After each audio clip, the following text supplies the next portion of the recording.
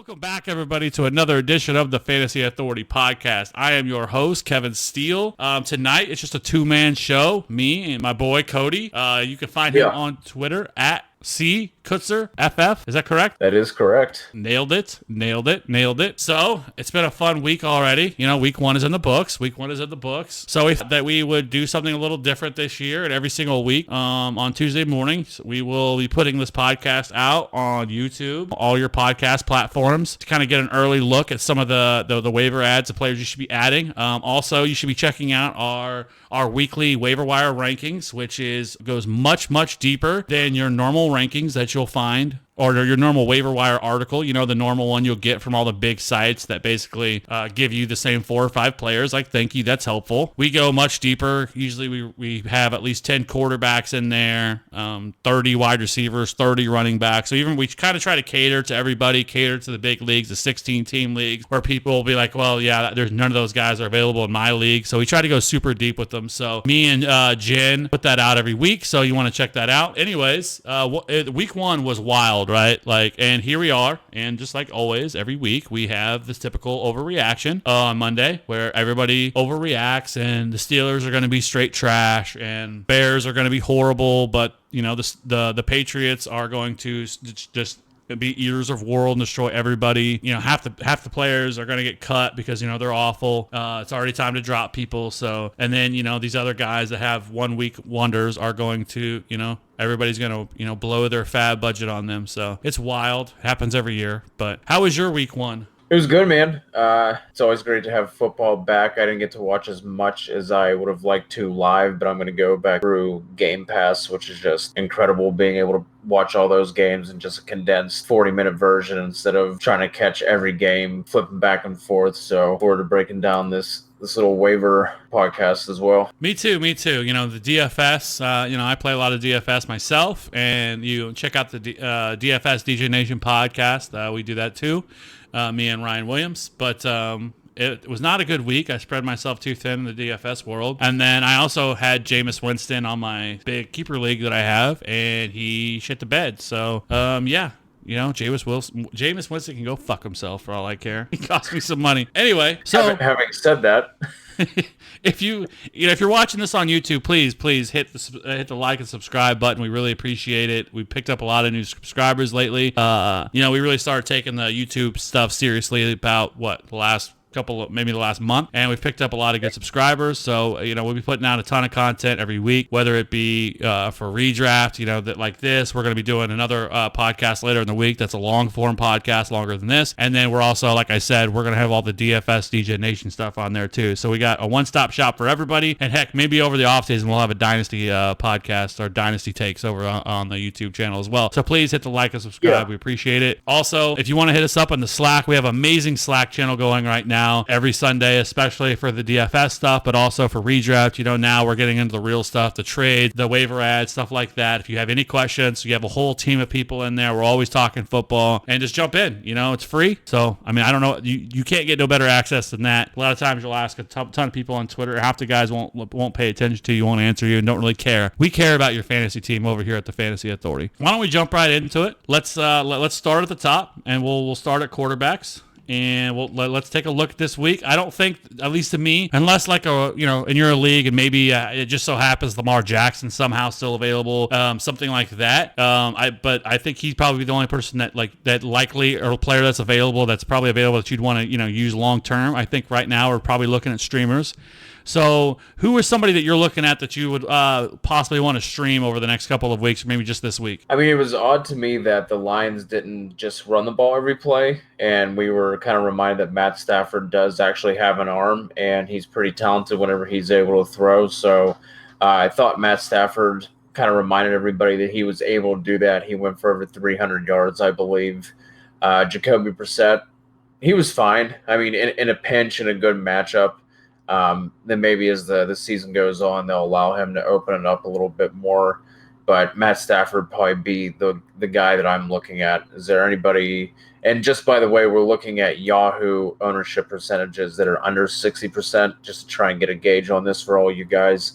Was there anybody on the list that we have, Kev, that jumps out to you? Yeah, so for me, I think it is probably Stafford. He's somebody that if, depending on your league size and, some of the quarterbacks that may have already, if Stafford's available, he's kind of unique, especially because his matchups over the next 3 weeks. So basically, over the next 3 weeks, he has the Chargers. Not a great matchup, but their defense isn't as good, without Derwin James out there, but still above average. But I do think with the Lions' offensive line and, how good that defense is, they may be forced to throw it a little bit so they could put in some positive game script. So I do think that, Stafford getting the Chargers and they get the Eagles, who, I mean, my goodness, the Redskins lit them up. At one point, it looked like the Redskins were going to run away with that game. I mean, we all have trashed the Redskins all offseason for how bad that offense was going to be, and they went out and balled week 1. Anyway, so they play the Eagles, and then after that, they get the Chiefs at home, which we just saw. My goodness, it's confirmed the Chiefs defense is likely still just as bad as it was last year. Foles comes in, and then Gardner, Minshew comes in. Minshew. Yeah, Minshew. Sorry, Minshew. Who played, I believe, Washington State, last year. I believe that's correct. Because they only said it about 72 times over the broadcast. Anyways, this dude with his amazing mustache comes in and just lights the Chiefs defense up. At one point, he was like 10 for 10. I think he finished like 17 for 18 or something like that, and just torched the Chiefs defense. Yeah, he didn't have many incompletions, and that's kind of what he did really well at Washington State as well. Was he was known for his accuracy. Yeah. So I mean, he looked okay, but let's wait and see how he looks against like a better defense. I guess they went out and traded for Joshua Dobbs today. But my goodness, I hope not. Joshua Dobbs is so horrible. I hope that's just a backup. I really hope they give Minshew a chance. But moving, if Stafford's not there, I think there's some other options. Sam Darnold, he didn't look fantastic in this game, but people have to remember he's facing the Buffalo Bills defense, who allowed the fewest points to the quarterback position last year. So I wouldn't worry about that all that much. He wasn't great. He only threw 175 yards on 41 attempts, but this defense is legit. The Bills defense is very, very good. They shut down a lot of really good offenses last year. So I wouldn't put a lot into that. I do think Darnold is still a very, very much in play. This week they're playing at home and they're underdogs. The home dog never fails, as they say in the betting world. And so Sam Darnold at home is the underdog on Monday Night Football against the Browns, who just got, just lit up by the Titans week 1. So, yeah, I think Darnold's fine if you want to go there. Derek Carr, they're playing right now. He's looked okay so far. Josh Allen is probably available as well, and he didn't really have a great matchup either. He kind of came to life at the end. So I do think there's a few options. Andy Dalton, if you really are desperate. But for me, I think it's Stafford if you're definitely looking for someone to stream. And then probably, like I said, just especially because of their upcoming matchups. And then, like I said, like Darnold, Garoppolo, Carr, Josh Allen, I think all those guys are fine. Yeah, like you said, these are all more or less just streaming options. I don't see anybody on here that's a must add, or you should be running out and using a bunch of your Fab on. I agree. I mean, like I said, unless by some odd chance like a Lamar Jackson is available, which we also have to temper expectations on. People are going to see that and lose their minds. I mean, this might be a time if somebody go talk to the Jameis Winston owner, unless you are the Jameis Winston owner. Then maybe you should offer, and you have an extra. You have Lamar Jackson sitting on your bench. Maybe you should have sent out a trade to him for Lamar Jackson to that owner, because whoever owns Jameis Winston's probably crying themselves to sleep, because that was about as bad as it could get. Yesterday, I really was angry. I threw stuff at my TV. Jameis Winston. How is it that you can possibly have Mike Evans, Chris Godwin, O.J. Howard all in the same offense, and you can be that bad? Godwin still did his part, though. Yes, he saved me with the touchdown. He did save us with the touchdown. Anyways, so let's move on. I don't think that's really the most exciting position. Let's move on to the running back position. Again, this really wasn't the sexy position of the week, in my opinion. We'll get to that. Wide receiver was just the nuts this week, really. Anyways, so you have Malcolm Brown, who really, I think Todd Gurley owners have to be a little concerned. I mean, Todd Gurley still was fine. I think he almost had 100 yards rushing, but they're at one point I mean, I know Malcolm Brown, I think, sniped him for a couple touchdowns or at least one touchdown. And so, like, people were really starting to tilt, well, with that, with Malcolm Brown. Like, I think was it confirmed? Yep, I think it's confirmed that Malcolm Brown is, in fact, the number 2 running back. And all the Darrell Henderson owners might be upset right now. All the people that drafted him in the 7th or 8th round. I know it's early. It is week 1, so we don't want to overreact too much. Can we just talk about that for a second? That Malcolm Brown is, in fact, the number 1 running back for or the number 2 running back. Yeah, man, that was the thing I was saying all offseason. With Henderson going sometimes in the 5th round, depending on when you were drafting and what, Todd Gurley news came out that day or that week. The entire offseason, Malcolm Brown was free. In best balls and regular drafts, he was free. To me, he was the guy to target. And then he came out and he was the one who got all the touches. Henderson have like 1 touch, I believe, something like that. I know he didn't get much run. That's something we can dive into on Wednesday's pod a little bit more. But Malcolm Brown is the guy. If you have Gurley, I'm not a fan of handcuffing, especially depending on your bench spaces. But Malcolm Brown's going to have standalone value if they're going to keep running the offense this way. And that was the one thing I was worried about with Gurley, was where were his touches going to be taken away and affected most. And it seemed like, based off of week 1, if you're trying to plan the rest of the season off of week 1, you're doing it wrong. Try and take little nuggets here and there. But based on week 1, seemed like the goal line situations was where he was being taken out. And that's where Gurley has made a lot of his dominance the past couple of years. So Malcolm Brown is a guy to definitely look at. Another guy I think can have standalone value who looked good. Alexander Madison was another guy who performed pretty well. I think he went like 9 for 49, something like that, I believe. Kirk Cousins threw the ball 10 times. Yes, that is correct. Don't think, oh, there's something wrong with the ESPN box score. Let me go check Yahoo. No, you're reading it correctly. 10 times he threw the ball in that game. Anybody else on our list here that we have up on the Google Doc, Kev, that you're looking at for running back? Yeah, I mean, I think there's a couple different ways you could go. Ronald Jones was decent. He looked, almost like an NFL running back there at times. I kind of was curious because they were never really that far down until like the end of the game, that they never really seemed to want to commit to the run. And he was there for a little bit. He was breaking off some decent runs.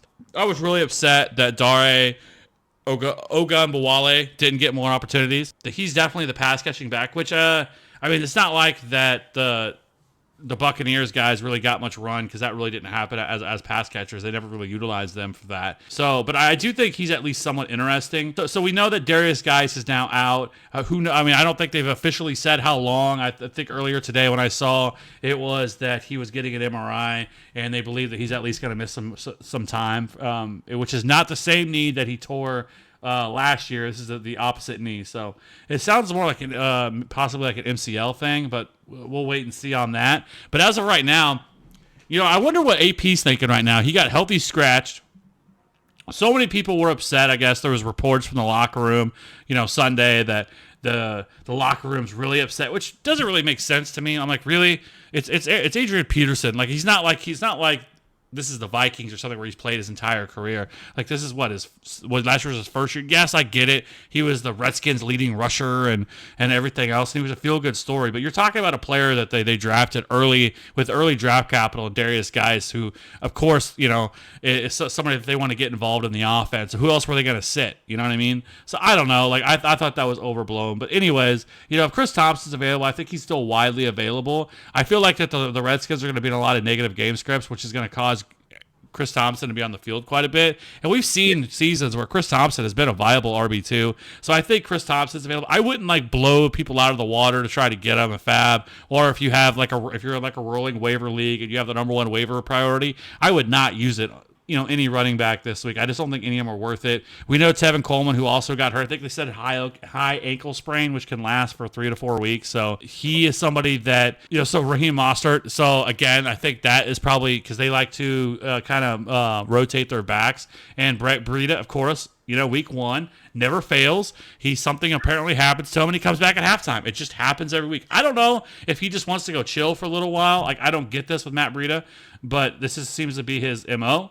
And then the last one was kind of be Gio Bernard. Once Mixon went down, but it sounds like he's going to be fine. So as long as he's able to come back, but Gio Bernard, whether if he is available, he is somebody I definitely want to have interest in, because they've said all offseason, we just didn't believe him that he was going to be utilized in this offense. He's going to get 8 to 12 touches, and I think that's going to be kind of the weekly thing for them. So I think Gio is also I would probably value him over most of these guys, to be honest with you, just because of his upside. So I think that's kind of where I fall in with running backs this week. I wouldn't go crazy. I think Chris Thompson, Madison definitely should probably be on somebody's radar.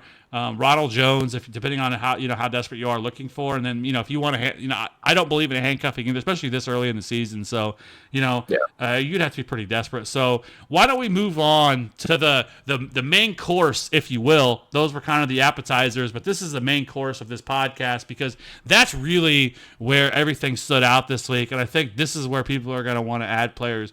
And I don't know if we're going to need to calm people down a little bit. Maybe people need to take a cold shower, because some of these guys really balled. I don't think it's something that I would bet on happening on a weekly basis. Let's start first with the rookie wide receivers, especially because the rookie wide receivers have really been over the last, I don't know. Over the last, 2 or 3 years, if not more, has just really been a big letdown. But this year, there wasn't a lot of hype around this class. Especially like coming into the season, where a lot of people were really, really excited about a lot of these guys. It was refreshing to see. So we saw Hollywood Brown go out yesterday and absolutely smash Eater of Worlds. He went out. Even crazier for him is that he did all of this on 12 fucking snaps. And he goes out and he posed 147 receiving yards, 2 touchdowns on 4 receptions on 12 snaps. Just destroyed the Miami Dolphins, which is crazy because the Dolphins have some decent corners, right? Like they have Xavier Howard and stuff like that. Like they have some quality pieces. Anyways, so you have Marquise Brown, who went out and crushed. You have Terry McLaurin, who went out and just dominated. He went 5 for 7.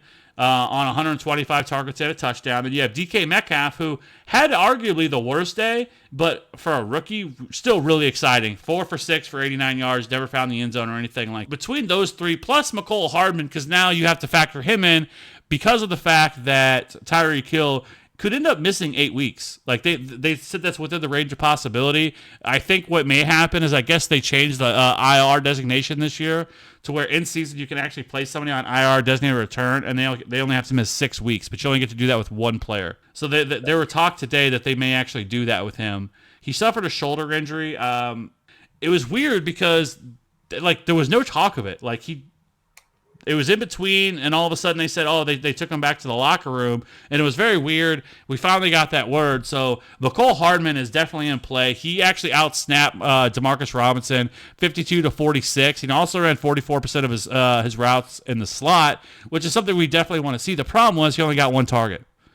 So they were never really targeting him. Now, I think there is something to be said that the fact that they were kind of crushing the Jaguars. They took the foot off their gas, and then when Pat Mahomes got hurt, my heart stopped. Like literally, I thought I was going to die right there, because you saw his leg kind of get caught up under the defensive lineman, and then they took him out, and he went under the medical tent, and I'm like, oh my gosh. So he was able to come back in, and after that, which they had a pretty decent lead by that point, they kind of took their foot off the gas. So we'll see on that. But anyways, why don't you talk to me about some of these rookie wide receivers, and how are you handling them this week? Yeah, just one name you left off the list, AJ Brown for the Titans. 4 targets, 3 catches. He went for 100 yards too. I'm pretty sure he outsnapped Corey Davis, which is odd. Dude's been there 3 years. He was the 5th overall pick, I think, when he came out that year with John Ross. So out of these guys, though, you were saying there's not a guy on here that you're banking on volume every single week, or you're going to bank on this production. A lot of these guys are your prototypical boom bust. Out of the rookie receivers, though, I think I'm going to go DK Metcalf. It was really concerning for me. I kept trying to check my scores as much as I could. I had a lot of Tyler Lockett this week, and I kept looking. It was just 0 points, 0 points, 0 points. And then luckily he came through with the one catch for, I think it was like a 44-yard touchdown. Metcalf out targeted him. I don't think he got the touchdown, but I think he ended up with more yards. So out of the rookies, I would go Metcalf here, and that has a lot to do with Russell Wilson just being absurdly efficient with his targets.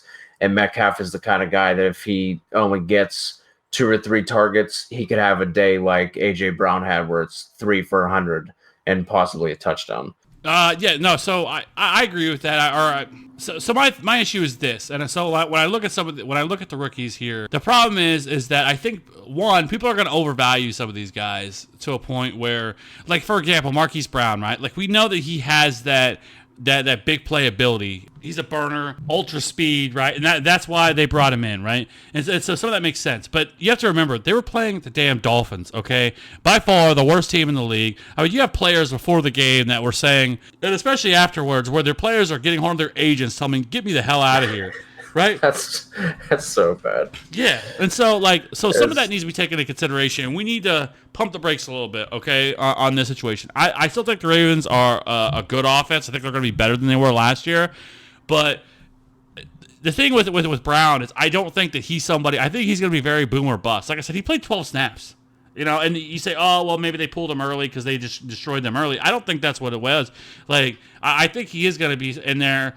And I think he's definitely going to see opportunity, but I don't know if you can count on a weekly basis that he's going to get more than 5 or 6 targets. And if he's not, then I think you need to temper expectations. Where I don't know if you're ever going to know when to play him. He does get a decent matchup this week against the Cardinals, but I just feel like he's too boom or bust. He's somebody that I'm not really looking to I'm not going to go out of my way to add. I think for me, I think the most exciting ones are I do think though Terry McLaurin does make sense because I do think that he is the number one wide receiver in this offense, and he is somebody who didn't really receive a lot of hype heading into this season. He wasn't necessarily a guy that a lot of people talked about as somebody that people should be targeting, but I mean he has the size and speed, right? He's 6 foot, fourth. And he ran a 4.35 40, so he definitely has the ability to be a deep threat. But, I mean, I also think he can develop into more of a dynamic wide receiver and become more of a nuanced route runner. And, like, he really dominated the Eagles. I mean, some plays that he made were super, super impressive. And I think he could actually carve out, a 20 to 25% target share in this offense. Like, they have nobody else. You have to think about it right now. I mean, they cut Josh Doxson finally. And then basically they have, Paul Richardson. They're waiting for Jordan Reed to come back, so they don't really have anybody else. Like I honestly think that he could be the guy to really add here, and I think he's at least an enticing wide receiver 3/flex option. Yes, it's a bad offense. It's not one that really gets the blood pumping, but I think on a weekly basis that he could be the guy that really stands out here and is the best rookie wide receiver we see this year. After that, I think it's McCole Hardman, especially if Tyreek's going to be out for 6 to 8 weeks. But I do think that that's a very volatile situation. Like, I wouldn't run out as fast as I can to make that happen because they still have Sammy Watkins. Shout out to your boy, finally. Did you feel good? Did you take a victory lap on Twitter after that happened?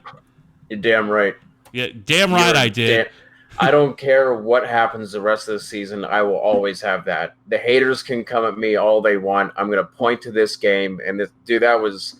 My phone started blowing up. Like I said, I didn't get to watch as much as I would have liked to on Sunday.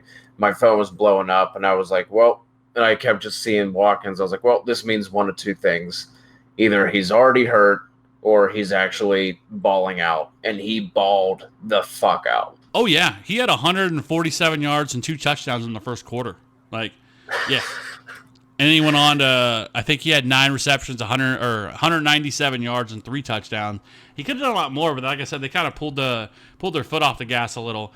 So, yeah, I mean, so I do think that, so he's there, Kelsey's there. So if I was going to plant my flag on any of these guys, I think it is Hardman. I think Demarcus Robinson might have a better floor on a week-to-week basis, but I do think McCole Hardman, somebody, if he can kind of, grow into this offense and get more time with Pat Mahomes, then I think that he could end up being the guy, depending on how long he's out. Because right now you look up at their schedule, they get the Raiders, the Ravens, the Lions, the Colts, and the Texans in the coming weeks, which, I mean, at least 3, if not 4 of those matchups are pretty juicy. So, yeah, I like him. I think he's okay. And then let's talk. Kev, real quick, just of those two, if you were going to be prioritizing, you would go Hardman over Robinson. If you were choosing between the two, it'd be Hardman. Yes, I would. Yeah, I think that's the way I would go. Okay. I want that upside. Like I said, I think Demarcus Robinson maybe get a little bit more steady target share in the offense, but I think Hardman has the ability to grow a little bit more in this offense. It probably has a better, like I said, I think his ceiling is higher than what Demarcus Robinson is. All right, and so let's kind of, we said 15 minutes and we're almost at 30, typical. As is tradition. I know, right? And then like literally last week on the DGen pod, we were talking about like, hey, let's try to keep this to an hour and a half. And we went 2 hours and 20 minutes. So anyways. Yeah, when I saw that come through, I was just like, oh, that's how they're going to start the year off, huh? Yep. Yeah, it was like by the end of it, like I stopped paying attention to some of it, and they were like, really? You're just going to sit here and not pay attention? We just talked about that. I'm like, oh, sorry. 2 hours and 20 minutes. Anyways, so yeah, let's just wrap this up, the wide receivers anyways. Let's talk about some of these veteran wide receivers. John Brown, went out and had a really good day. Danny Amendola, finally, Stafford gets his security blanket back and a slot receiver. And he got peppered with 13 targets. John Ross, finally, I don't know if it's John Ross season now, but it might be. He explodes for 7 receptions on 12 targets, 158 yards, and 2 touchdowns. Really in a tough road matchup against the Seahawks. And then you have some guys, I think more PPR guys like Cole Beasley, Hunter Renfrow, or Ryan Switzer. The white trio of slot wide receivers that we have. So of those guys, like are any of them really standing out that you just have to go get if they're available? John Brown would be the guy here. I think I said last week, I always like having those guys on my roster where, if I'm down after Thursday night, what my opponent just blows up, has, 2 or 3 guys go off, or if I'm looking at Sunday night or Monday and I just kind of need a Hail Mary? Jesus. Yeah, yes, Hail Mary. Dude, it's only week 1. It's only going to get worse. A Hail Mary prayer. John Brown would be the guy that I would go for. Even though he is more boom bust, I think he led the team in targets, if I'm not mistaken. The other guys like Crowder, he had almost 100 yards, but he needed, I think, 13 catches in order to do that, which is like that's actually impressive how bad that is. Amendola, if he could stay healthy, like none of these guys are really like, all right, if you have the top waiver priority, put it in for this guy. But out of the veterans, I would go John Brown. Someone that should be mentioned real quick as well, James Washington seems to be the better play after week 1 over Moncrief. That entire team did not look good. But Moncrief had a couple of drops, and maybe it was just a lack of playing time. I know had like a broken finger or something, I think, to the last couple of weeks of training camp, so maybe we can blame it on that. But as of right now, James Washington looks to be in the lead of who's going to take that number 2. Yeah. No, yeah.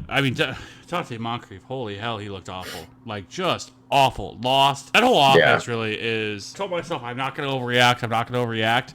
Because Juju Smith-Schuster, like, you're starting to, like, is he going to be able to beat the number 1 wide receiver in this offense? Like, I don't know. Like, I'm still 99% confident he will. Like, we have to remember that this Patriots defense, especially their secondary, is one of the best in the league, and we need to remember that they do a very good job of taking away what team wants to do. Again, this is not one of those times that I would overreact. Like, let's wait 2 or 3 weeks. Honestly, you really should wait until 6 weeks, right? Because they say that 6 weeks is when you start to get real data. Anything before that really is not hard data, and it's kind of so they say after 6 weeks, that's when things start to like normalize, and that's when you can really dig into the data to say, okay, this is actually how things are going to happen, or actually what's going on, versus just hot takes like Juju Smith-Schuster is just a bum without Antonio Brown. So, anyways, yeah. So I 100% agree. John Brown is 100% the guy. He played very well, and really like we thought, right? Like we thought that he was kind of going to be the guy who was a great late round flyer. So he hauled in 7 of 10 targets for 123 yards and a touchdown. He also led the team in air yards when it wasn't even close with 133, and he received 27% of the targets in the offense. So, yeah, I mean, I think he looks like a locked and loaded wide receiver 3 right now, especially getting that kind of volume. He's kind of the guy I want. Amendola is interesting because, like we've talked about, like Stafford loves the slot wide receiver. He always has. And when he made Golden Tate last year, they didn't have it, and that's kind of when their offense fell apart last year. Once they made that trade, their offense went down the shitter real quick. So, I mean, week 1 here we see him. He gets 7 of 13 targets for 104 yards and a touchdown. I don't know if I would consider. I would probably stick with that and think that's what he's going to do on a weekly basis. But I do think that it's at least something to monitor. Like I said, I wouldn't go out and just blow my load for him, as they say. But but I do think that he's worth a look in deeper formats. And then there's something the last one I want to talk about real quick. DJ Shark and Chris Conley both played very well. Is somebody who I don't know if a lot of people are familiar with. He's 6'4", 200 pounds, but I mean he ran a 4.3 4.40, has upper percentile burst, 93 percentile burst. He really just roasted the Chiefs all day. He just made a mockery of them. He had 146 yards and a touchdown. Again, the Chiefs defense is awful, but I think the biggest concern is that their secondary or their wide receiver core is pretty deep with D.D. Westbrook, Chris Conley, Mark. I really like him, and then I think there's something to be said about Nick Foles. But if Minshew can keep playing like he is, like DJ Shark is super interesting because he has the variables, the size, everything you look for to be really kind of grow. Because he made some real man plays. He had a beautiful over the shoulder over catch. And Kendall Fuller had perfect positioning on him, and he still pulled it in. So I don't know. For me, that's probably where I land. So why don't we hurry this thing up here and try to get this thing over with, and let's talk about tight end. Not a super fancy or not a super sexy position this week. You have TJ Hawkinson, Darren Waller, Jimmy Graham. Who would you want out of these guys? I think the answer has to be Hawkinson. I really don't there's a couple, I guess, intriguing. Maybe if you're in let's say you're in a 14-team league, or maybe you do something crazy and you start 2 tight ends, or it's some kind of crazy tight end premium. But Hawkinson as a rookie, man, that first game over 100 yards, a touchdown. He looked good. He's going to be on the field a lot too, with how much the Lions are going to want to run the ball. He came out, was probably the best overall tight end between blocking and his receiving ability. Just someone to kind of keep tucked away that we've touched on before. Chris Herndon, keep him tucked away with the way that Ryan Griffin was using that game. If he gets that kind of snap share, once he comes back, he'll be a viable option as well. But it was nice to see Tyler Eifert stay healthy.